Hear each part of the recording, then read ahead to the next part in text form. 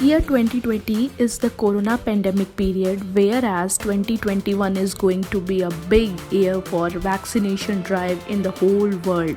Hey guys, welcome back to अभ्यास educations YouTube channel.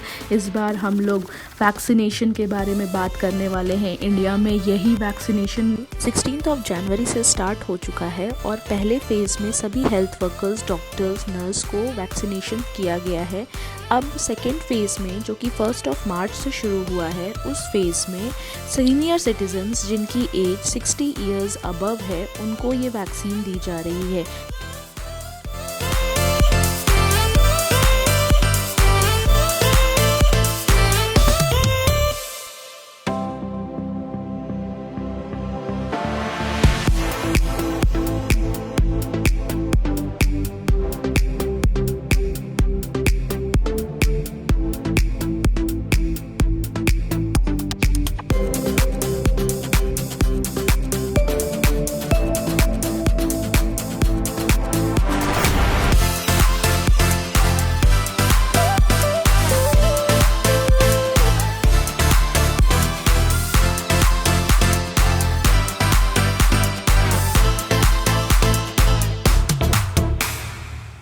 हमारे चारों तरफ बहुत सारे तरीके के जर्म्स, बैक्टीरिया, वायरसेस पाए जाते हैं, जिनमें से कुछ हमारी बॉडी के लिए बेनिफिशियल होते हैं जबकि कुछ हमें डेथ की तरफ ले जाते हैं।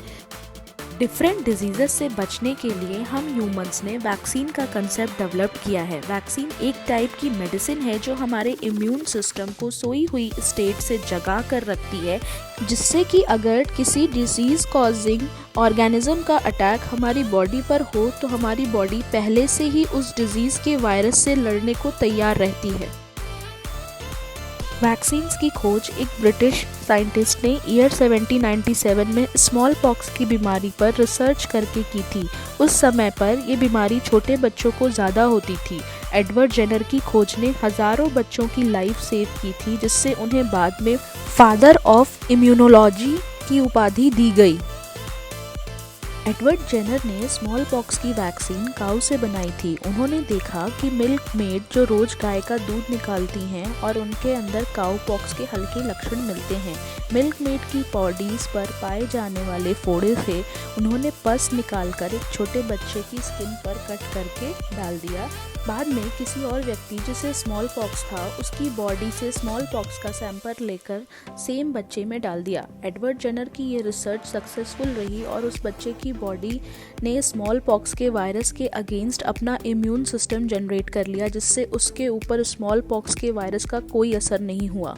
एडवर्ड जेनर का ये साइंटिफिक प्रिंसिपल अब हम लोग कोरोना वायरस और उसकी वैक्सीन से रिलेट करते हैं। अगर किसी व्यक्ति को वैक्सीन दे दिया गया है और वो किसी डेडली वायरस के कांटेक्ट में आता है तो उसकी इम्यूनिटी वैक्सीन देने के तुरंत बाद से ही एक्टिव स्टेट में रहती है और बॉडी में वायरस को एंटर करने ही नहीं देती है।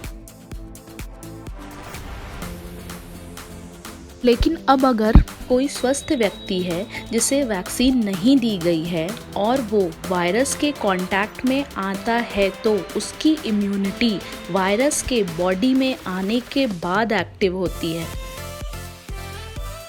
इम्यूनिटी के बाद में एक्टिव होने के कारण वायरस को बॉडी में स्प्रेड होने का समय मिलता है, जिससे वह व्यक्ति वायरस का एक कैरियर बन जाता है और उससे किसी दूसरे व्यक्ति और दूसरे व्यक्ति से किसी तीसरे व्यक्ति को इन्फेक्शन होने का और वो डेडली डिजीज़ के बढ़ने का खतरा बढ़ जाता है।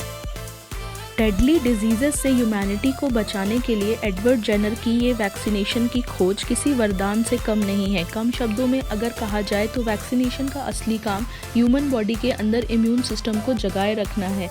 इसीलिए किसी भी डिजीज़ का वैक्सीन उस डिजीज़ के part of the germ, inactive part of germ या man made copy of germ से ही बनाए जाते हैं। इन शॉर्ट, वैक्सीनेशन एक्चुअल में किसी भी डिजीज़ के जो ऑर्गेनिजम्स होते हैं उनका एक बहुत लाइट और हल्का वर्जन ही होता है, जिसको कि बॉडी में इंजेक्ट कर दिया जाता है।